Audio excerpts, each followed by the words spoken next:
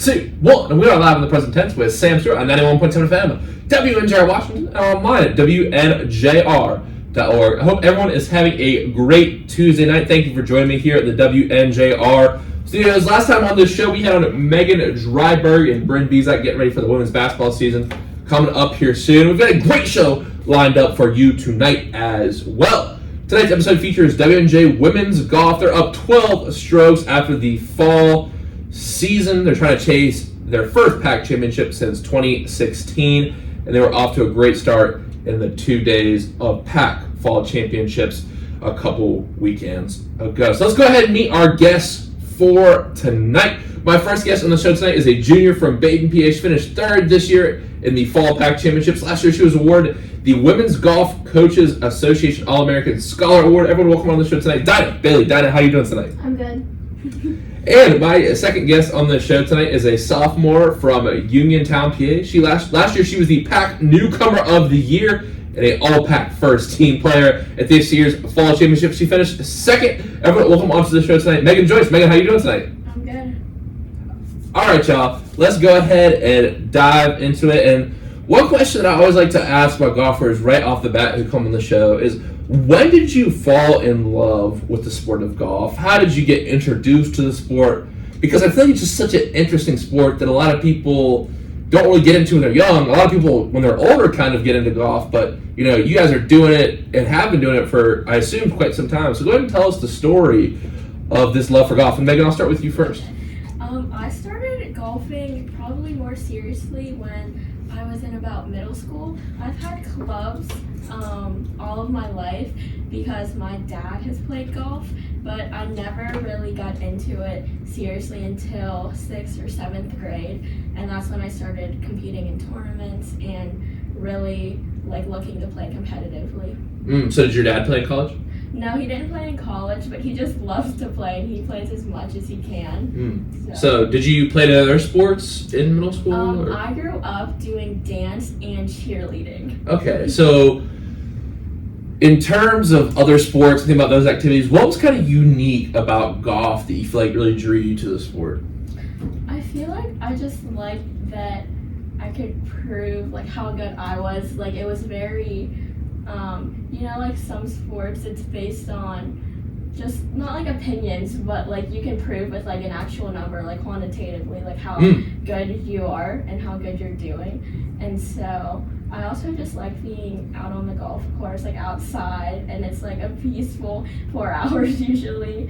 And yeah, it's something I can do with my family for the rest of my life. So wow. I just really enjoy that part of it. That's awesome. And I've never heard anyone use the word quantitatively. That's chemical engineering for you in here. We have some smart people in here tonight. So, Dad, I want to ask you the same question. Where do you feel like your love for the sport came from? Yeah, so my dad, I'm the youngest of four, and my dad golfed a little bit in high school here and there, and then that was it until he had kids. My 3 older siblings all did soccer, softball, those kinds of sports, which are great. I played soccer and did karate up until middle school. I had just quit both karate and soccer, was looking for something new, and I started cross country because my friend and my dad said, wait, I got the perfect sport for you, because he really wanted one of his kids to golf. And originally I was like, no, golf clothes are so ugly, I'm not doing that. Because at the time it was the schoolboy outfits with khaki shorts and some random polo my mom got at Target. So I was like, I'm not doing that. But I just kind of started hitting here and there, and I played my first competitive match in high school. But I can't say I fell in love with it till college. I hated competitive golf, but I loved just being out with my dad or my family and playing it. So to learn to love it competitively really wasn't until last year.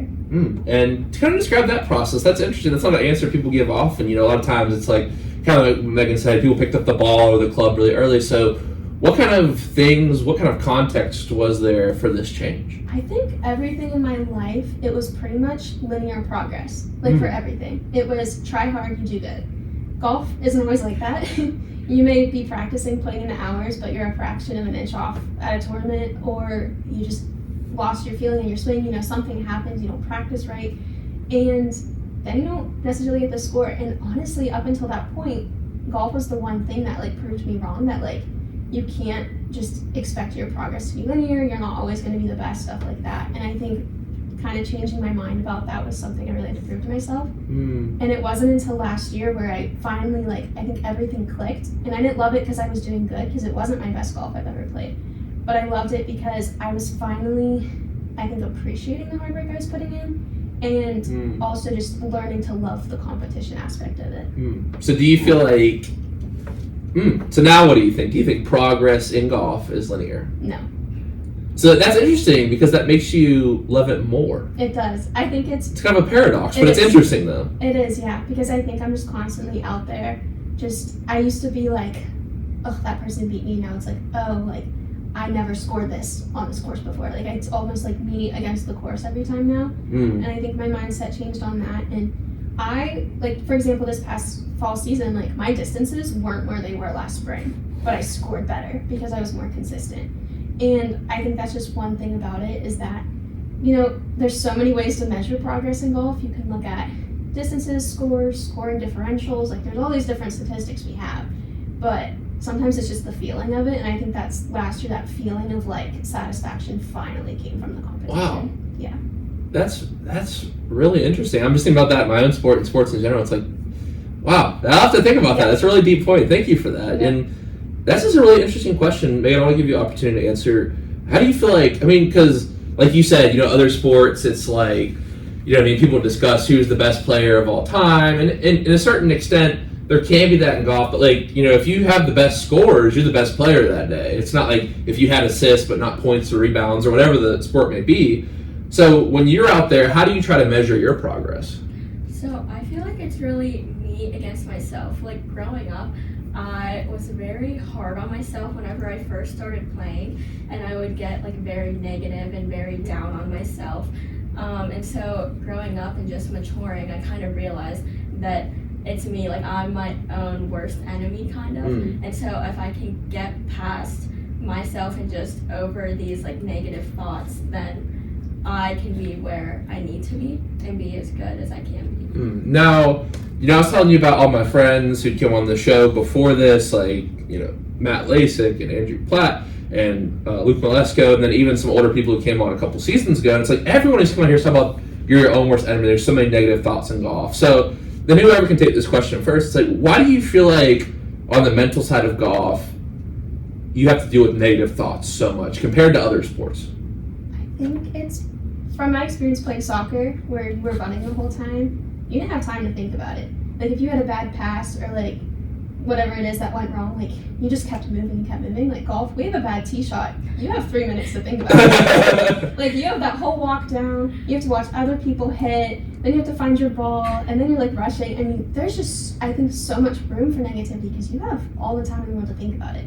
And Coach Cluck always tells us the one thing you can control out on the golf course, if anything else, if everything's going bad, is your mind and how you think about it, which is good when said, but it's really hard to practice. And I think throughout college, I've gotten a lot better at that too. But it's just, I've never had a situation in life where I've had so much time to think about negative thoughts and just have that mindset. And you're also just comparing yourself to for PAX, for example, you play the same course 2 days in a row. A couple of the pins changed, a couple of the tee boxes changed, but not much. But it's oh, yesterday I had a better shot, and it's you gotta just remember that it doesn't matter what you shot yesterday. Today's a new day. Interesting. Yeah. Wow.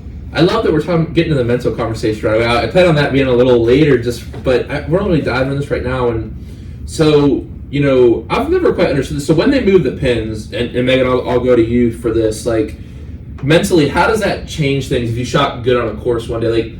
For some people who don't know at home, how much of a difference does that make if the pin on a green is moved to a different spot? Well, I feel in tournaments, because we usually never see the course, we'll play a practice round, but before that, we usually have never seen the course, so I don't feel it matters that much. But say, for example, the first day, if I play really well with those pin placements and putt really well, my shots are right at the pin, then the next day I know I'm going to be comparing my shots, like Dinah said, the second day. And so even if they're not as accurate as the first day, or my putts aren't as good as they were, I still just have to push through kind of that negativity and know that I can still play as well as I did. Now, another thing that I love talking about with golfers, because it is kind of I feel like baseball and golf are two really superstitious sports because baseball you have a lot of time in between pitches and they even put a clock in to make it go faster this year in the MLB. So, I've heard lots of crazy things about imagining different kinds of metaphors, and Luke Malesko told me he turns his volume on the car a certain way. Is there any superstitions or routines? Oh, yeah. Okay, all right, okay, y'all go ahead and take it. What's your superstition routine before a shot, routine before a game, special breakfast? It starts way before the round. It starts at the hotel. I have a specific pair of socks I wear. I actually have one right now. Oh, wow. But they're my red Dubjay. They're not Dubjay at all, but they're just red socks. I'm I have to wear these for the tournament or else golf's not going to be good. I also have just weird mannerisms. Everyone gets in their routine and has their own pre-shot routine, stuff like that. But I know for me, I always just my pre-shot routine's not super specific, but it's just I can't go right into my swing. I have to take 2 deep breaths. And when I'm around the putting green, even if I know the line, I always have to go back down and double check it. And I always leave my towel in a specific spot because I don't know. It's just super weird stuff that we do that nobody understands why. Well, I feel it's trying to create a sense of routine because I can speak to this a little bit. Because baseball is it's a long kind of time consuming sport the same way that golf is, and there's not a lot of action, so to speak, on any given play. Yeah. So I think you're just trying to create the routine, everything is with the breaths. And I don't know, for y'all, you might only swing, hit the ball actually 70, 80 times, whatever it is in a match. Is the breathing, is that to help to deal with nerves, or do you ever feel nervous out there on a shot? Because I don't get super nervous unless people are watching. On the first tee is when I'm the most nervous because usually all the coaches are there, all of the teams, all the families, and so I'm usually shaking on the first tee. Oh, really? Just that first shot, and after I hit it, I'm literally fine once I start walking to my next shot. But right there, I get so nervous every time. I don't know why. Now, yeah, wow, that's really, really interesting. And what's the biggest way that y'all have feel you've grown as golfers during your short time here at WNJ? Because, like you said, but Dinah, you took a couple of seasons off, and Megan, you're only a sophomore, so even in the short period y'all have been here, what's it been working with Coach Klug? I think it's definitely I don't know how to describe it, but you learn how to practice. That's one thing. I practiced a lot. I put in a lot of hours in high school, but I didn't practice the right way. And there's what you need to do specifically for yourself, but I was the type of person who would go to the driving range and beat 30 balls, probably more 100, but I would do that. Now, you may think if you hit one club 10 times and you have one great shot, and then you go out on the course and you're oh, I didn't hit my best shot, and it's well, you only hit 1 out of 10 good ones at the range. You can't expect to hit that good shot every time on the course. So the way he teaches is not to go to a driving range and do that all the time unless you really need some swing work or something done there. But we learn how to practice, and also you learn how to work as a team a lot better, because most of us on the team I think come from really small high schools where it was you were the number one. You might have had to play on the men's team in high school because there weren't enough girl golfers, stuff like that.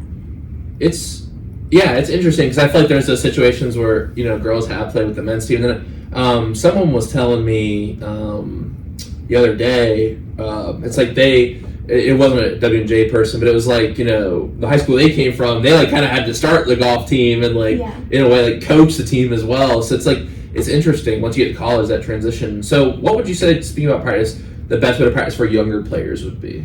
I think is to just play as much golf as you can, for one thing, because I didn't play a lot of golf because, I don't know, I did in matches and stuff, but in the off seasons I also didn't really practice. So you just did driving range in the off season? Pretty much. Okay. I would also say short game. If there's one regret I have, I can't remember more than 5 times I practiced short game in my life, and that's pretty much all I practice now because I can depend on my other clubs to do what they need to do most of the time now.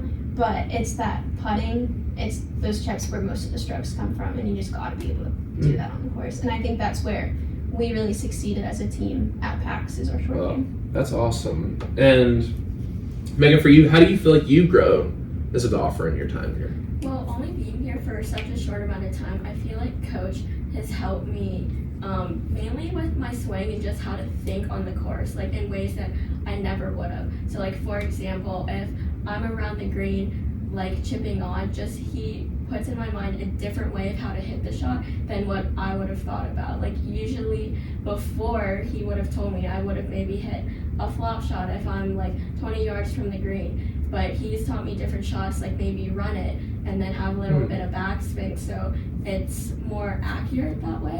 And before I would just go up, hit the same shot every single time, and he's just helped me with the thought process around the course. Interesting. Now, I love when people bring up terminology like this because it allows the audience and myself to learn. So, what do you say? Flop it and slide it, run it. Okay, so like a flop shot, if you're like 30 yards out from the green, is when the ball goes high and it theoretically lands close to the hole, and then if I run it and then have a little bit of backspin, it's like a lower shot, and then with a wedge still, but it's lower and then it'll have more spin on it, if that makes sense. No, that does. Okay. It's kind of like, I mean, I know like in soccer, like they'll kick the ball aiming more at the bottom of the ball, and that'll put like a different spin on it versus the top or the side. Or interesting. Okay.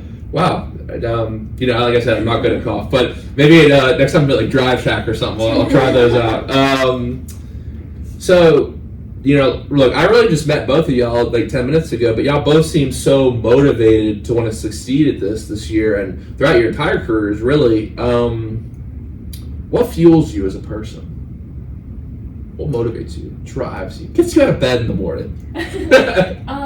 For golf, I would say what motivates me is just, I think myself just wanting to be the best that I can possibly be and keep shooting those lower scores and then get recognition for it. We obviously want to win packs in the spring, and so winning the fall packs was a very big like eye-opener for us because we haven't beat Westminster since then. You guys came in second in the Westminster Invitation. I know over the past 3-4 years, you know, and then obviously prior to COVID, like Westminster's kind of, you know, run the pack in the women's side. You know what I mean? You saw the men break through on a last second. Talk about nerves. We had Andrew Platt on last year. He two putts it for the win. He's like, yeah, I should have made the first one. The second one there's a little bit of pressure on it, but yeah, no, that's really awesome, and I think that it would just be so amazing to see you guys, and hopefully the men's team as well go to the NCAA tournament, because we saw, obviously, you said we're having Cade on Thursday. He had a great run. Yeah, that's awesome. And you know, Donald, what about for you? What motivates you? Yeah, I mean, similarly, like just like chasing that success and that stuff. But my dad, part of the reason why he really wanted me to golf is he was able to caddy in high school, but he never played for a team. He just golfed independently, and he would have loved, I think, to have the opportunity to play in college or play competitively. He worked at a country club, and he could play in the tournaments there, but he wasn't allowed to win. So sometimes he would because he wasn't a member. So he was able to go because he worked there, but he was never allowed to get the trophy. And he would always tell me that during golf, and I think that motivates me a lot because he gets to, I mean, he doesn't pressure me in any way, but I get to kind of live, or like he kind of gets to see me and like how much he's put into like my golf career and just my career in general, and like able to go to college and really kind of get to do what he never got to do in a way. What a great story, but that's so messed up. That's terrible. That's like something from a book or a movie or something. That's terrible. It's really sad. Wow. But wow, what a great story. Thank you for sharing that. My next question that I want to ask y'all is, what percentage do you believe golf is mental? There's that old adage, it's like, you know, Yogi Berra, baseball is 90% mental, and, you know, all these different adages that people have used. What do you think? I would say at least 70%. I think someone could argue any number and justify it in any way. It depends on the day, how you're playing. Yeah. At least for me, like if I'm playing really good, then there are no thoughts in my mind. But if I'm playing really bad, then those negative thoughts start to creep up, and it's hard to like suppress them. In golf, we're always told to have a goldfish memory, or memory of a goldfish, meaning they don't have a memory, so you just forget it after you hit a shot. And there's a golfer who once said like the biggest something, I forget what it was, it's like the distance between your ears, referring to your brain, is like the thing you want to practice the most, because I mean that mental game fuels your motivation too and your discipline, but the biggest thing I think right now, like we're practicing in the off season and stuff like that more than we've ever had in the past, because we really want to work towards that in the spring. And like it's a whole mental game out there. I mean, on that course that second day, I was a wreck in my mind. I usually can go back and remember every shot I had during a round, but for some reason those rounds I can't remember anything past like hole 1 and hole 18. And so I'm trying to like go back and reflect on those things. I'm like, oh, what did I do? But yeah, the mental game, I would argue probably at least like 85-90%. Wow. Most of it. Wow, interesting. And one thing kind of with that mental approach, and I think this is something that, is kind of just always stuck up in my mind. I don't know why I never asked it, but what does it do in terms of having the fall championship and then breaking for the entire season of winter, starting the spring, playing a bunch of other tournaments, then coming back and like, it's kind of like if you were playing like a baseball game and you started 5 innings and then you like waited 4 months and then finished the last, you know what I mean? It's strange. So how do you think about that? What does Coach Cluck talk about that? Because it always seemed really interesting to me. It's like, why isn't it just 4 days straight together? Because y'all are obviously hot, you were swinging the clubs well, like, what does that kind of do and what will the mindset be going in with 12 strokes? I think for me, the mindset going in is going to be very nerve-wracking, but still, I know that putting in the work in the off-season and keeping up with my practicing and all of that is going to lead us with the outcome that we will win. And so I think you just have to trust yourself and trust that the work you put in is good enough and that you will win. Because I think it's interesting. It's like you do have this whole off-season. Obviously, the competition's getting better as well during the off-season. Yeah. And, wow. Like they definitely want to win, obviously, and they're right behind us. They're on our tails. 12 strokes is not a lot to make up. Right. So anything can happen. And I will say, like, their coaches, you get to know all the coaches in the pack. My first ever golf tournament in college, my ball was, like, in a tree. And, like, I had, like, 3 coaches. It was, like, I was so panicked. I was like, I'm going to have to, like, play an unplayable or, like, lost ball. It was in a tree. I had, like, the Westminster, Grove City, and Geneva coach all helping me find it. So they truly do, like, get to grow up with you through college, and they support you. And even Coach Matt from Westminster, he told Coach Cluck, like, hey, my girls, they like the competition. They like it. So we know they're working too. Yeah. And I mean, we play with them all the time and stuff. So it's a good friendly competition thing. But I mean, like you said, we're putting the work. So no, that's awesome. And what was like the biggest memory you have from the season? I know you said that, or maybe the best memory, or best, or one that sticks out in your mind most. I know you were telling me a bunch of stories like, there were some courses that had like water all over the place. There's a course that had like a very dystopian feel with like a factory. It was a dog food factory that was right beside it. That or a flower factory. We kept asking the girls, but none of them knew either. So that makes it even more creepy, right? So, what was your favorite memory from this year? My favorite memory, I think, it's just we bonded really well as a team this year. Like all of us became super close more than last year, I think.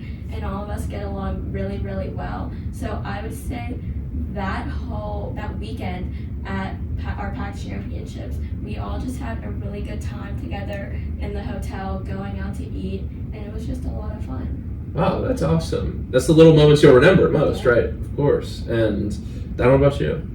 Yeah, I mean, one of my favorite things has always been the van rides. They're really funny. No. We have some songs that we like to listen to, and when Coach is like really happy, like he was after both teams were in first after those 2 days, his favorite song to play that we sing is Wagon Wheel. That's a great one. So the Darius Rucker version? Yeah, okay. So we put that on, and he's there singing, driving the van down the road. That's awesome. To wash I can't imagine that. That's awesome. So I think it's those little moments where you're like, this is worth it. I'm so glad I'm on this team. I thought you were going to say the one by Eminem. Slim Shady. That's another one. Slim Shady's before tournaments. Wagon Wheels will be Yes. Yeah. That's awesome. No, I love that song. And it gives a North Carolina shout out there too. Yeah. So there's the first version. I don't know if you heard the original version, the old Crow Medicine show. No. We'll have to add that to our playlist. Don't. It's not as good. The Darius Rucker version's better, but it was like one of the first songs I learned to play on guitar. But yeah, it's a great one though. It's classic. Well, we'll get into some more music stuff in a sec. Yeah, that's awesome. My next question for y'all is, what is something in your life that you're proud of? That's a good question. I think I'm really proud of how I've gotten to balance everything. I was like a super like go-getter type A person in high school, and like that led to a lot of burnout, and right when COVID hit too. And that's kind of when I was like, I'm going to college, like my life's in my hands now, stuff like that. And I was really proud of how I was able to like balance everything in college. I have 2 majors, econ and public policy, and I feel like I finally have like a goal of what I'm trying to attain now, and that's when like I think one specific thing I'm really proud of is the All-American Award, because there's only one other golfer before. Ange also got it. She's a junior on the team. Ange and I got it this year, but the only person to get it before was Wags. Shout out Wags. Yeah, shout out Wags. I don't know if she gets to listen tonight, but I'll definitely send her the episode on YouTube after. Because Coach told us that, like, oh, you guys are only the second and, like, tied for second, so, like, second and third person to get this. And I was like, wow, we're finally filling up that women's golf shelf in the golf room. Like, that's great. But I would say, like, that was kind of a turning point in college, reminding me of, like, what I'm working towards and what I can do in the future. That's awesome. And from the balance side of things, I think, what would you describe yourself as, like, a workaholic? Because that's how sometimes I get, like, distracted. And I'm like, I think for me, sometimes, like, I have to, like, sit back and was like, oh, am I really doing this to, like, improve at something, or am I just doing this just to work? You know what I mean? Because for me, I get, like, anxious if I'm not doing something. That's how I am, too. And I feel like I've just found so much peace in other things. And, like, just learning that school and work and, like, all those things on my resume aren't my whole life. And trying to find a person outside of that, which I finally feel like I've been able to do. Yeah, well, that's awesome. Well, thank you for that answer. And, Megan, what about you? I would say that I'm proud of where, like, so I'm just a sophomore, so freshman year I attained a lot of awards, like the PAC Newcomer of the Year, like you said, in first team, and I'm very proud of how I just showed up last year as a freshman with having to balance all of the schoolwork and then golf on top of that. It was a lot for me, so I would say that still playing good golf and maintaining good grades was a very good accomplishment for me. And a very difficult man. I can only speak to chemistry. I've never taken any economics classes or public policy. I know chemistry's hard, so it is. Yeah. Yes. So, and you said you're going. What's the Mag Lab trip you were talking about? What's that about? So it's a J term in May with Dr. I, and it's at the magnetic lab where you study NMR spectroscopy. It's in Florida, right? It's in Florida in Tallahassee. Okay, what does that mean? NMR spectroscopy or the Mag Lab? No, I mean both, but. So it's a type of experiment where I don't know what we'll study exactly, but there was a publication for it last year where Ange, a junior on our team, she went there too, and they wrote in a scientific journal. But I don't even know what we're gonna study yet. But they go every year and they take like 8 students, and you just study NMR for 2 weeks with some professors from Florida State, I think it is. Oh, wow. And Dr. I, of course. But yeah. Wow, wait, what? You said it's NMR. NMR. What's that? I don't even know what it's short for. Well, that's what you go on the trip to learn, right? Yeah, well, I did it in Chem 170, and that was last year. And it's a lot different in inorganic this year because we don't do that. Like, there are no correlations. But there's NMR and IR. So NMR is where you're studying like hydrogen, like those type of bonds. I was actually trying to dumb it down because I need it. I do need it. I was telling, I'm in chemistry up here right now. If you're listening out there and you're 21, come vote next week. Come vote for the Twinkie Stout. But yeah, no, chemistry is really hard, like, especially organic chemistry, like all those lines, Lewis. I liked organic chemistry a lot better than inorganic. Wow. So I'm in inorganic right now, but I feel like organic, not that it was easy, but I just understood it more with like the reactions, the acid-base stuff, and then the structures. This year's a lot of conceptual stuff, which it seems just like a lot of memorizing. And so I kind of like last year, like I knew we always built onto something each chapter. I think we're exerting my brain chemistry right now. My brain chemistry is overloaded right now with information. So that's awesome, though. Definitely keep doing your thing. That's really cool. You gotta tell me how that trip is to Florida. And my next question for y'all is, when it's all said and done, what do you hope to gain from this chapter of your life? I think I'm already learning a lot of life lessons. I think the biggest one I learned at PAX is to never count yourself out, never doubt yourself. I did a lot of that. And then I was like saving, I had like a 30-foot putt to save par. I'm like, wow, you thought you were going to walk away with a bogey and you got a par. Like, it's just those kinds of things. And later on, I hope to look back and recognize that, like, I may never play competitive golf again after college. Like, that's a chance. And it's like, I just want to remember, like, how much work I put in, the moments we had with the team. You learn a lot of leadership stuff on this team because we're such a tight-knit.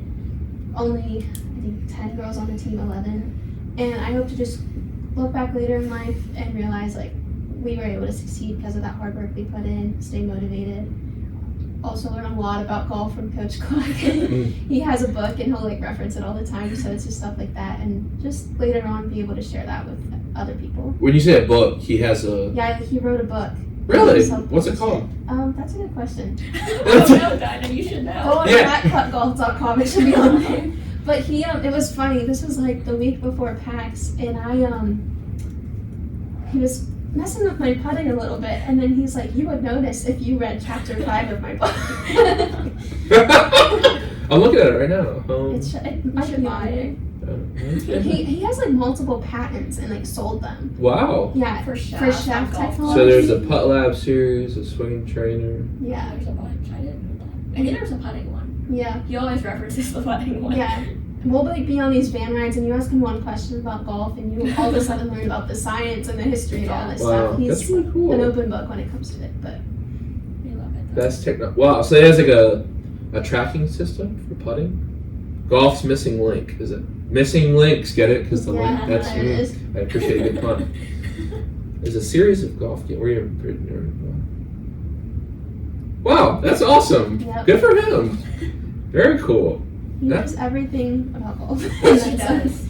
He's a good person to go for. Like, he is older, so it's nice to go to him for like just life advice too. Yeah. Like, he's been there, done that. Yeah. So. Wow, that's awesome. And Megan, what about you? I hope to just look back on my experience here at W&J and be proud of everything that I've accomplished. Already, like I said, freshman year I've accomplished a lot, and then this year hopefully we win PAX and we just keep on winning. That would be Yeah, great. go to the NCAA tournament. Yes, and then academic-wise, same thing. I hope to look back on this at my future job or grad school, wherever I'm at in the next couple of years, and just be proud of all the work that I put in now and know that it paid off. Wow. Now, this is a perfect segue into my next question with the whole book thing. Couldn't have read my mind better. That happens so much. I love it when it comes together like that. If your life were a story or movie, I'm sorry, a book or a movie, what would you title it?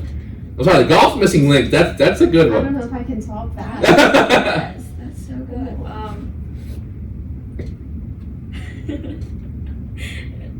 So, okay, I've actually been writing a book since I was 9. Really? I hope to publish it one day, but okay, it's not necessarily about me, but it's about my perspective, in a way. So I'm the youngest of 4, and when I was 9, I thought it would be funny if I wrote a book called Mistakes of Siblings, where I like wrote down all the mistakes my siblings made, and then like looking back, it's actually kind of funny, and they approve of it and everything. But I have like just my perspective of being a younger sibling and all that. So I think something maybe along those lines. Interesting. I think I put my perspective, like, one of the examples, like, funny things I wrote is, like, my sister tried to convince my mom, like, she could buy her own car, but then she asked, like, my mom to, like, buy her shampoo one day at Walmart, and it was like, if you can't afford shampoo, you can't afford a car. But it's, like, little stuff like that where I, like, just share stories and stuff about my life. I've always loved writing and stuff, so Wow, I think if interesting. I titled my life, it would probably just be, like, something about that. Oh, that's interesting. I can't think of a cool title like Coach Gluck. I've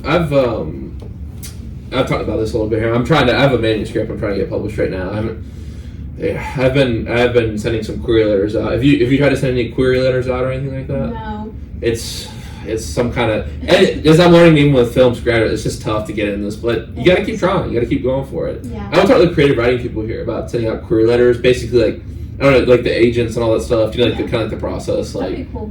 yeah, I mean, I'd say definitely go for an agent rather than self-publish and try to get a publisher, because I think that would be the best thing to get your message out there. That's awesome, though. Congratulations, good for you. Is it finished? Is the book finished? No, because we're adding a wedding section based on my sister's wedding. Wow, so this is gonna be a long. Wait, so There's your just- sister already married? Yeah, my older sister's married and she's expecting her first kid in March, so I'm gonna be an aunt. You might have to just publish one and make it like a second book. I know, we could have multiple versions here. Like, it originally was just mistakes of sisters, and then I added my brother to siblings. But I don't know, it's like weird little things like that, but also it's just like stories and perspectives. Interesting. And like family stories that have been passed down and stuff like that. That's awesome. Yeah. Good for you. And Megan, what about you? What would the title of your book be?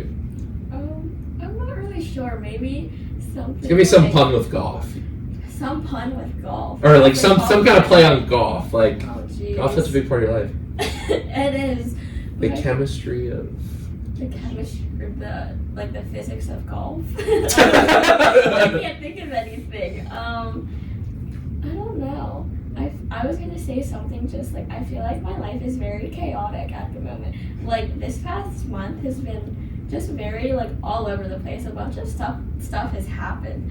So, I don't know, like, my chaotic life or something. I'm not sure. It's hard to think off the top of my head. Wait, okay, I got it. Play the ball where it lies. Wow. Yeah. Because it's Classic. chaotic. Yeah, you have to. That is classic, but... That's good enough. If it's like, you guys chaotic, you just gotta play the ball where it lies. Exactly. Yeah. That's good. Thank I like you. that. Thank you. I appreciate it. If you ever write a book, you better pay me a royalty. Now, let's go ahead and do some fun questions tonight. So we've been talking about music a little bit. So if you're the DJ at a party and you had the aux, what song are you putting on? I'm putting on anything Pitbull. That's a common answer on here. Yeah. Common answer. We love I like Pitbull. that. I like Taylor Swift a lot. I know it's like probably the most basic answer right now, but Guess how many people have answered that this year on the show? 8. I don't know. But like a lot.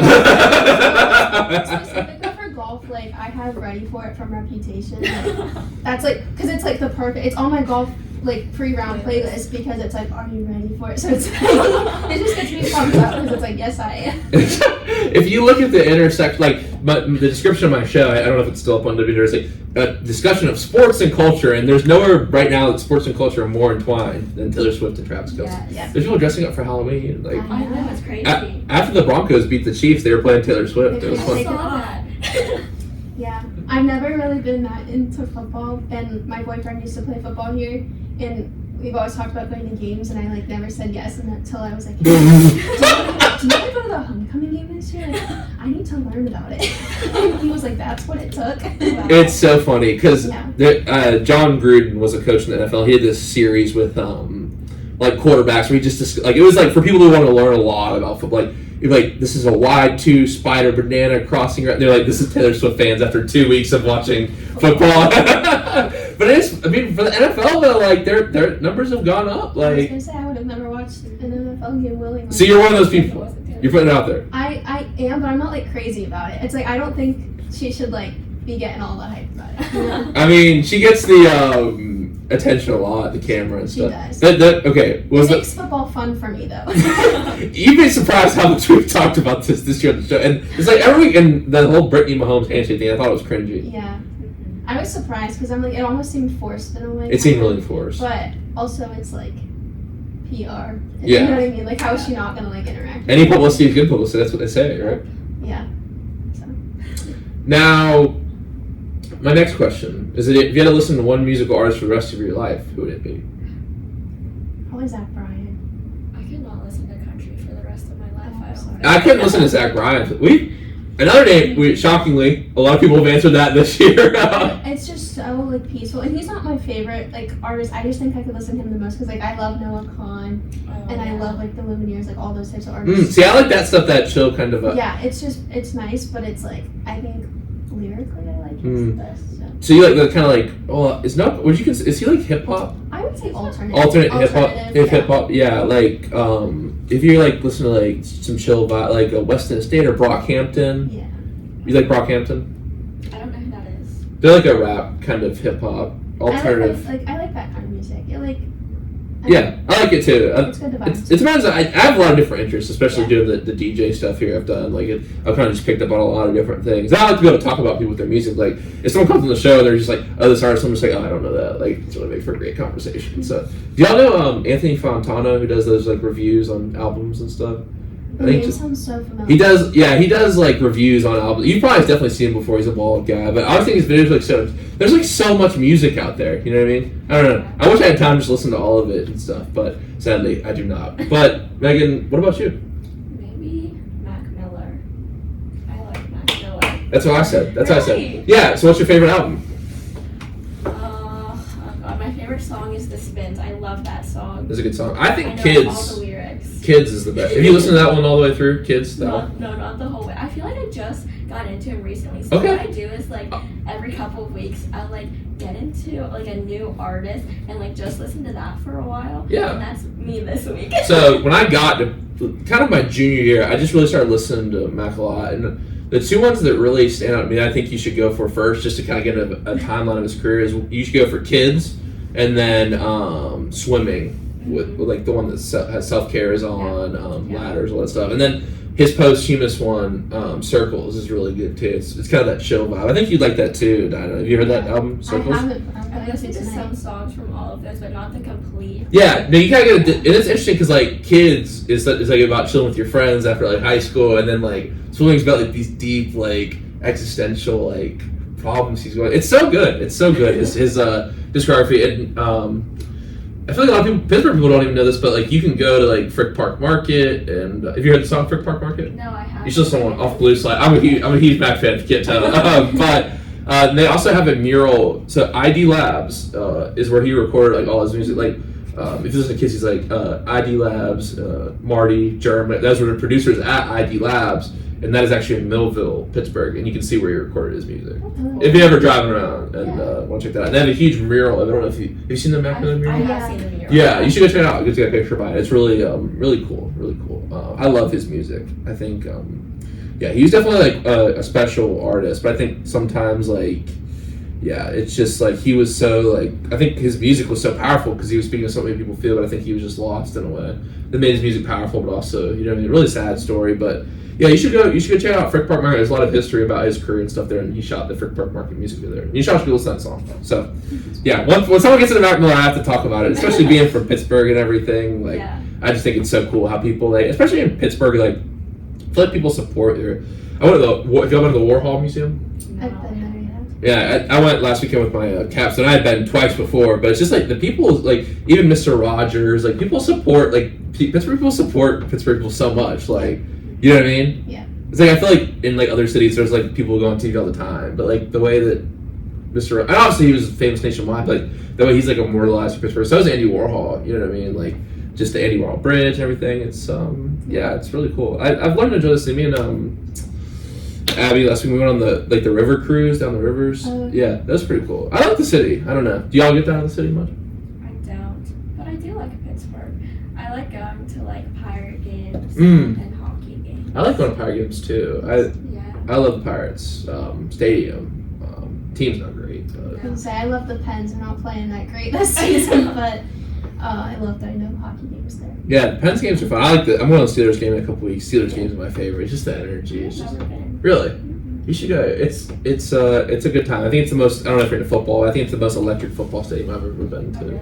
We'll go on a golf team morning Field trip trip. to the Steelers game. No, it is really a good time. I love it. You're right. Pittsburgh sports, they're great.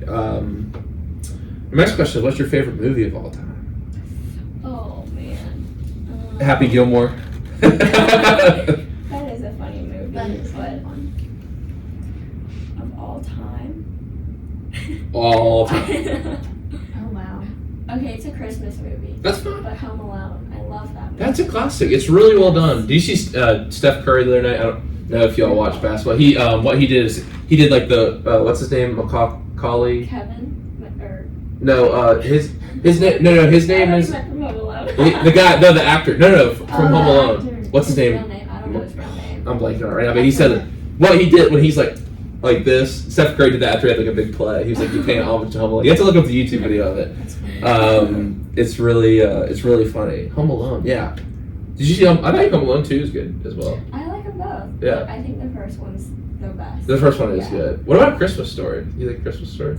No, not as much. Really? Interesting. Did you see the sequel they made to No. Christmas Story? It was interesting because it goes back and like you just like get introduced to the dad.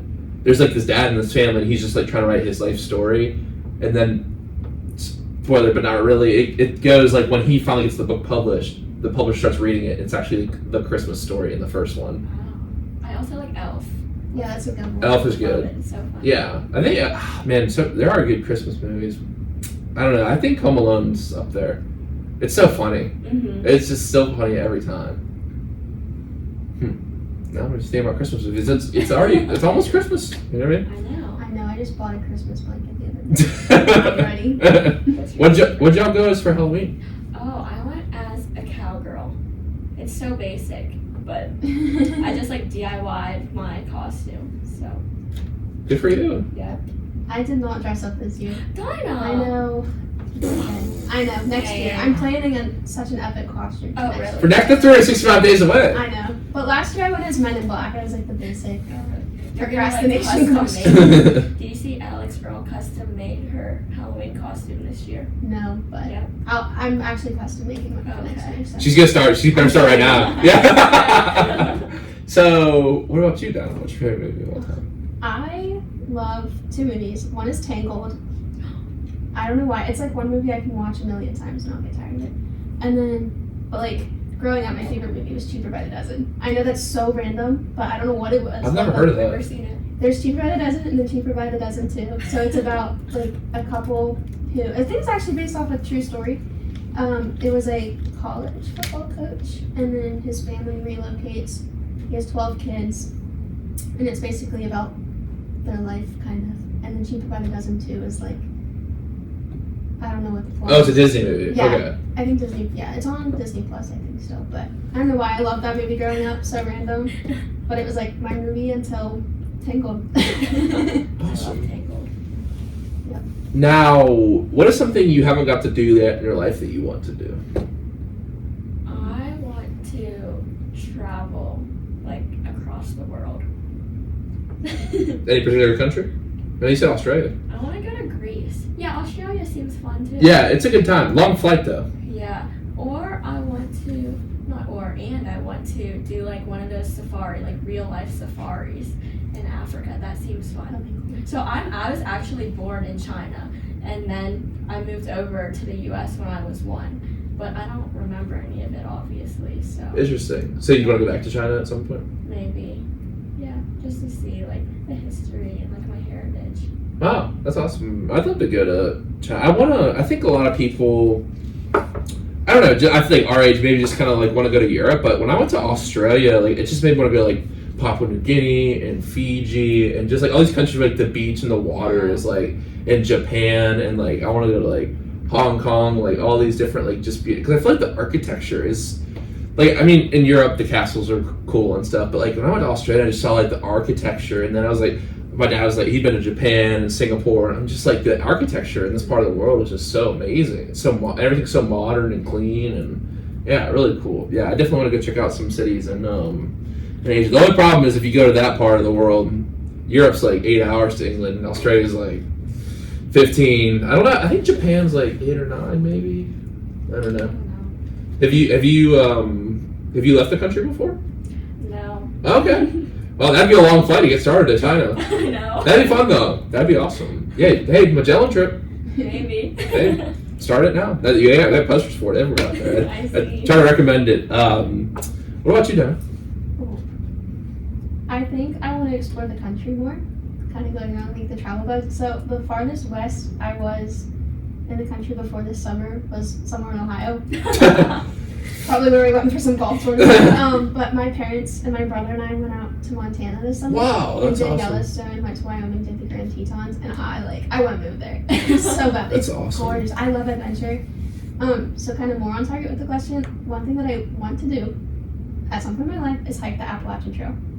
Wow. That's been like a goal of mine since I was like 13, and I don't know when it's gonna happen. I don't know how it's gonna happen, but it is on my bucket list. I'll have to give you a book. There's a book by this guy named Scott Jurek, and he set the record for the longest or the fastest distance. Is he like trip. the dude who like ran it or something? Yeah, he ran it. So it was the fastest time ever. Yeah. And it just talks about the different ways you go through and stuff. And then also, you read Wild by Cheryl Strayed.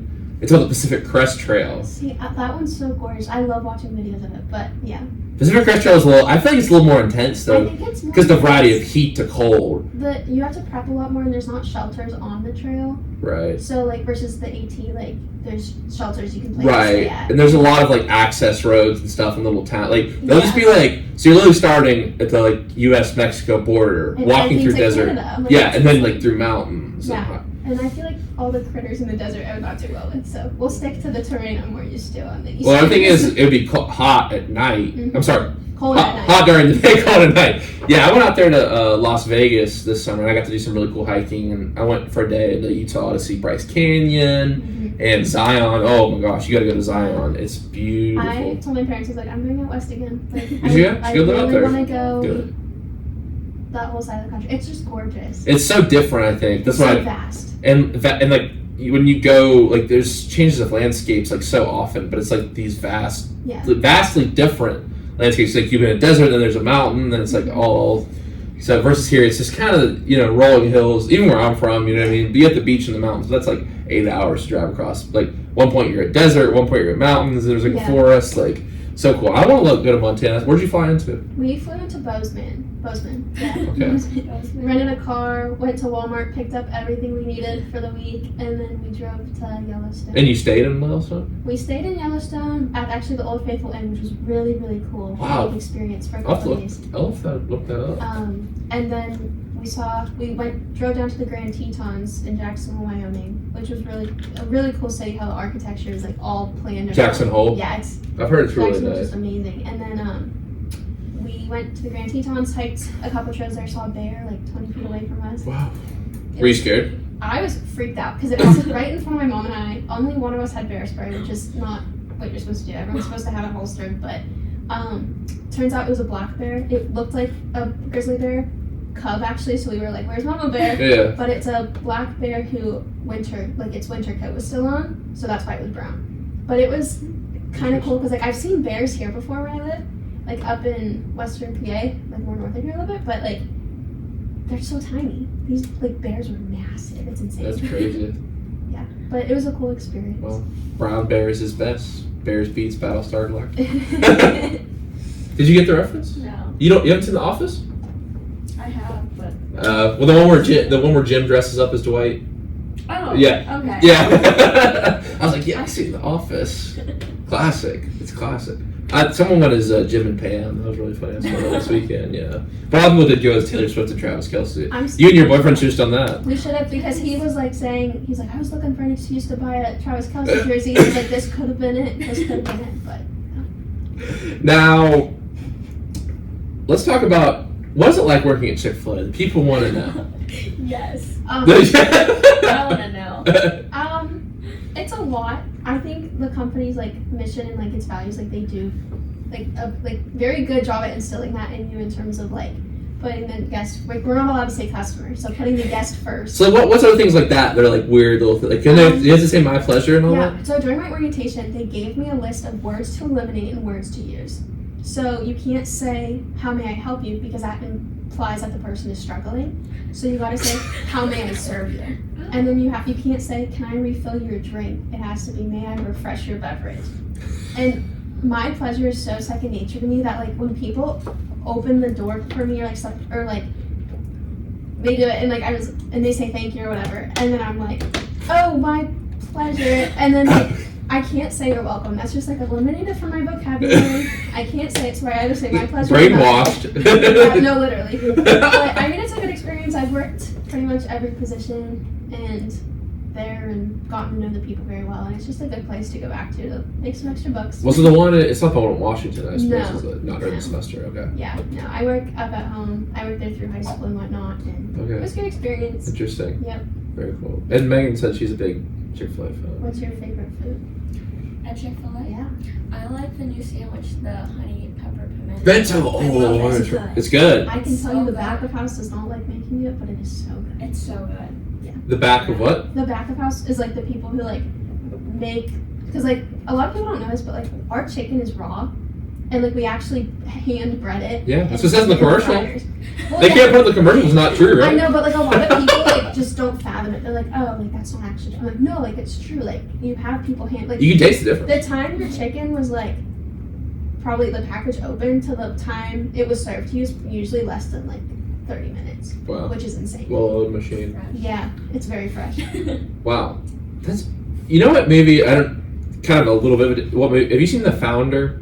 About the guy who basically invented fast food. He took McDonald's one? Yeah, Yes. It's good. It's really good. It's about the two brothers, or the McDonald's brothers, and this guy comes in. He's like, I want to like make this a franchise. Basically, like, he's kind of like not a great guy, but basically it's about like being a powerful businessman and all this stuff, and he kind of weasels his way to get them to give it up, and like what McDonald's kind of did to make real estate. I don't know. I can't really explain the economics of it too well, but it's like basically it's more of a real estate business, but it kind of just talks about how the fast food industry got started and how like you saw it, Megan, right? Their idea of like how. I feel like we watched it in high school, like sophomore year, because I remember it.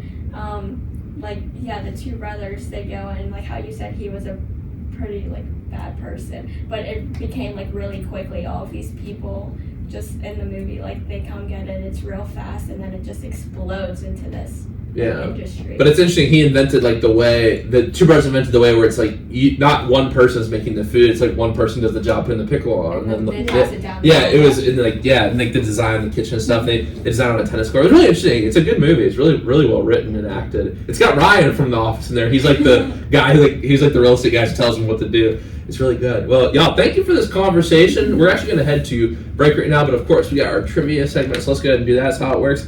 I'll tell you the trivia questions. We got about 3 or 4 minutes to discuss them. You answer them at the break. We'll see if you are a winner on trivia tonight before we get to a couple more questions after the break.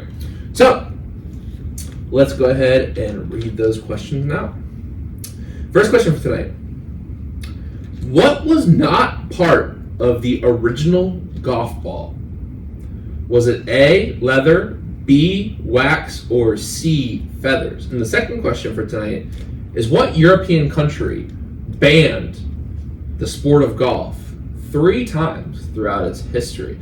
We'll get your answers after the break. This is the present tense with Sam Stewart on 91.7 FM at WNJ Washington and online at WNJR.org.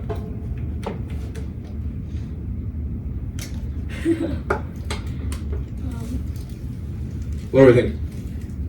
Wait, what was not part of it? So one of those ingredients was not part of the original golf, or materials was not part of the original golf. I feel like feathers. But that's probably 2. It seems to, I don't know. Wax. I feel like they would have had to use wax in it. What was the first one? Leather. Leather. I feel like that was used. You need something of like substance. Hold on. I thought that they used like Club green. remember like the sheep or whatever, they like herded the sheep, and that's how golf started, like with the sand traps. So what, I don't know if that has anything to do with it. Me neither. What about the second one? I feel like it's Germany. For the second I was thinking. Yeah, but I feel like they Maybe always not have there, so they much always golf have stuff. golf there. That's where St. Andrews. But they didn't at one time. I don't know. These are hard. They're trivia. Yeah, it can't be too easy. I don't know. There are a bunch of countries in Europe. Yeah. I would be surprised if Scotland ever banned I don't know. it. But that's like Germany. sure you could, like, I don't know, I feel like with I don't know. Germany and feathers. Germany. Or Germany and wax. I don't know. They have wax back then. Yes, they did. Candles, think candles. Okay. But like, you could stuff like 100 feathers. Like, you'd still wouldn't. I don't even know what they make golf balls out of today. Or do they? To be honest, I couldn't tell you the material of it. I can tell you like about the dimple technology and stuff like that. Yeah, I was gonna say they're dimples. And like wire some spin faster. Yeah, not too bad. Use a different ball for putting, right? Or is that No. just pros do that, right? Or no? You're not allowed to change the ball. Change the in ball. the hole. You have to wait till after the After entire the hole. hole. So Oh, you okay. have to use the same one. Okay. Yeah. What was it? Coach just texted us. Oh, I was thinking of footballs. When they kick, so when like the kicker comes out, there's they use a different football from when they pass it. That's what I was thinking of. Yeah. That's so funny. We've been talking about that all the time. We're like, we wonder if there's any people who actually have gotten into football now because of Taylor Swift. Yeah. I think I've just always like I never prioritized it. Just So to think your about boyfriend doesn't play. What's his name? Travis. Travis O'Keefe. Well, Abby He told me he played- played. Abby told me he still He played. played his freshman year. He tore his labrum, had like a 3-inch tear. Cool. He didn't get surgery till going into his sophomore year that summer. Oh. Decided it wasn't for him. There's a couple other things, but that's the positive. this time. Because Abby always tells me he's on the football team. Yeah, no, not anymore. But Yeah. he just long snapped here. I mean, he played other stuff in high school, so he was special teams. It wasn't like anything major. Wow, that's crazy. I thought long snapper and I don't even know what that means. center were the same position. Well, it's the same position over the ball. It's Yeah. just the special, but but I didn't realize that like the long snapper was just for kicking. right, because they have to snap it a long Snap. way. Yeah. Yeah. I mean, he was pretty good at it. Yeah, Just, it's important. It's important. It's important. How many times in the NFL or something you see like or college, do you see like a bad snap the kid can't hold it? Yeah. Well, I mean, I'm sure you haven't watched much NFL at this point, but It's you all over my TikTok. you will see it now. Yeah. Are you a Taylor Swift fan? Yes. Yeah. We listen to her all the time. all the time. And Paint the Town Red is our new like going to the course song. Yeah. Because it's like Dubjay colors. Because you always requested to play it. I was asleep half. Wagon Wheel's such a good song. It is. Such a And good it song. makes Coach so happy. He'll like start singing it. It's funny. It is. That's awesome. Yeah. All right, y'all. 15 seconds.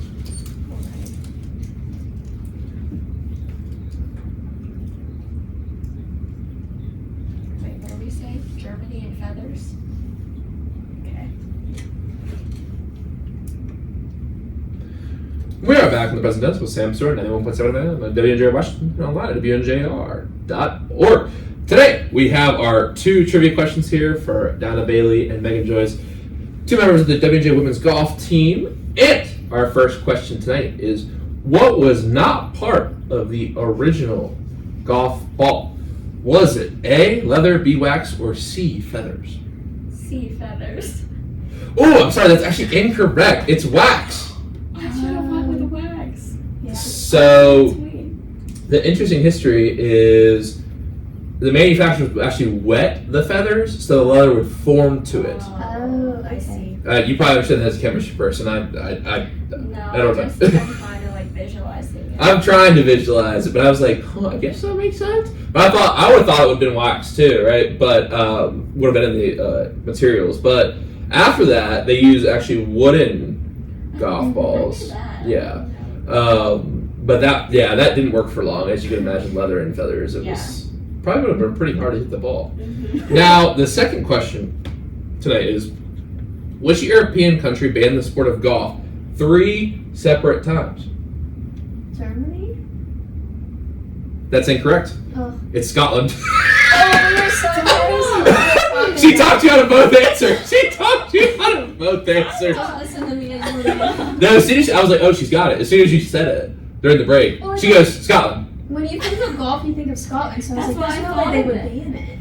But that's It's pretty wild. well, it would make sense though. They have the most courses, I think.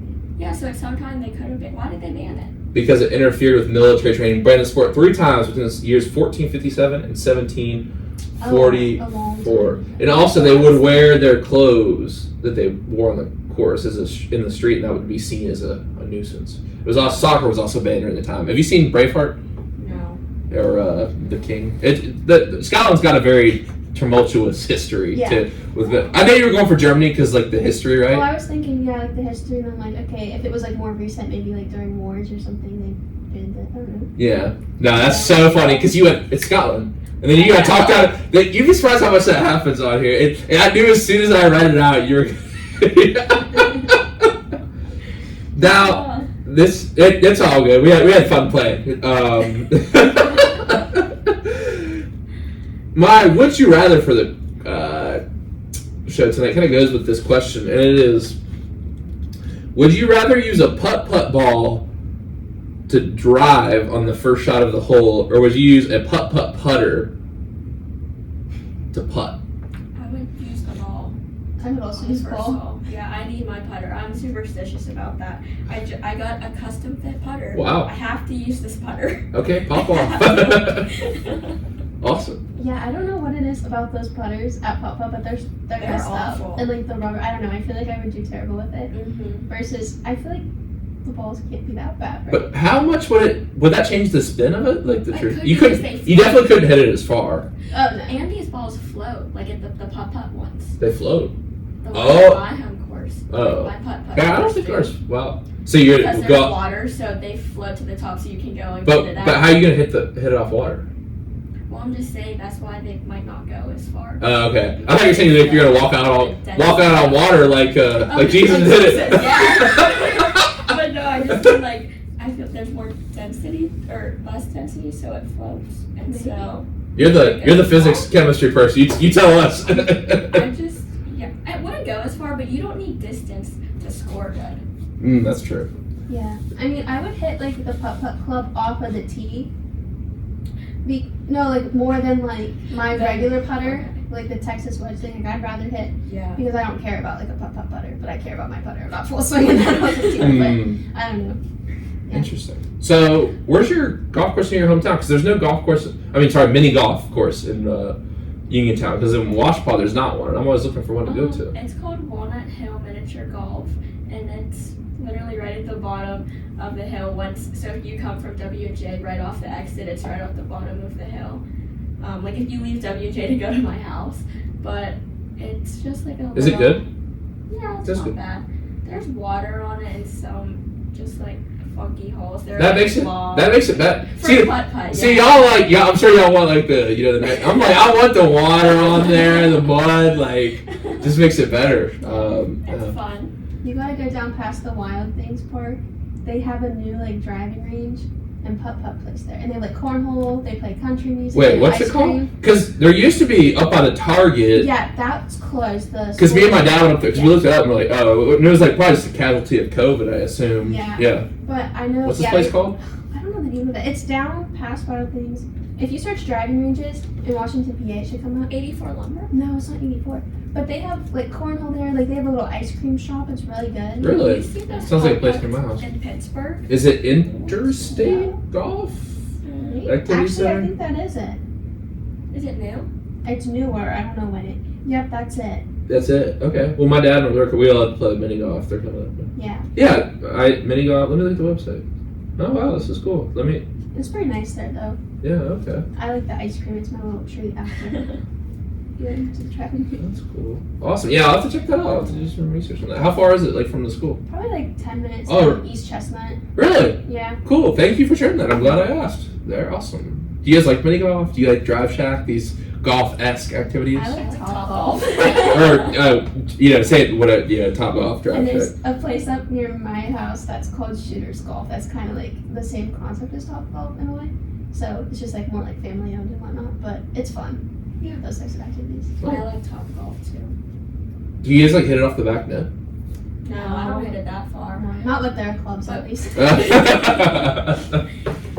I never take my own clubs, but usually I win. Like if I go with my parents or my friends, just like the accuracy, because you have to hit the target to get more points. So I usually win. It's not fair. Awesome. Well, y'all, thank you so much for all the insights tonight. This has been a really, really fun and informative show. And, I'd say we go ahead and wrap this thing up, and I'll turn it over to y'all for the quote of the day. All right. You want to go first? You want me to go first? Yeah. Okay, mine is, if you can dream it, you can do it. Do you want me to explain it? If you want to. It's up to you. Well, I just think if you put in the hard work and the motivation, and if you dream something really big, then if you put in all of this hard work, then you can succeed in doing it. It's like something, I think I've been meditating on this recently. It's like, I've heard some people say, like, how big would you dream if you knew you couldn't fail? And that just kind of, I don't know, at least for me, doesn't that just like mess with your mind? It does, yeah. It does. Mine that I've kind of reflected on a lot recently is nothing can dim the light that shines from within by Maya Angelou. And I really like that because I feel like in golf, a lot of people assume, like based on your score, assume that you played, or like if you had like a birdie on a hole and triple bogey the next, like, oh, she couldn't handle the pressure, stuff like that. But it's just kind of like, it doesn't matter what people say, like, you're your own person, stay in your mind, like stuff like that. Wow, that is an excellent quote. And y'all, this has been such a fun show. Thank you so much for joining tonight. Congrats on a great fall season and good luck. I know it's a couple months away, but with the spring tournaments and even farther down the road, that spring pack tournament, we're all rooting for you, and keep doing your thing. And once again, thank you for coming on the show. Thank you. All right, everyone, we'll be back Thursday with another golf episode. Cade Patterson comes back to the show. That'll be a lot of fun. Talk about his run to the top 10 of the NCAA championship tournament, first ever in PAC or WNJ history. So that'll be a lot of fun. He's always a great guy to talk about sports in general with, as well baseball, football season in full swing right now. All right, everyone. Until then, everyone have a great night. Remember to live in the present tense.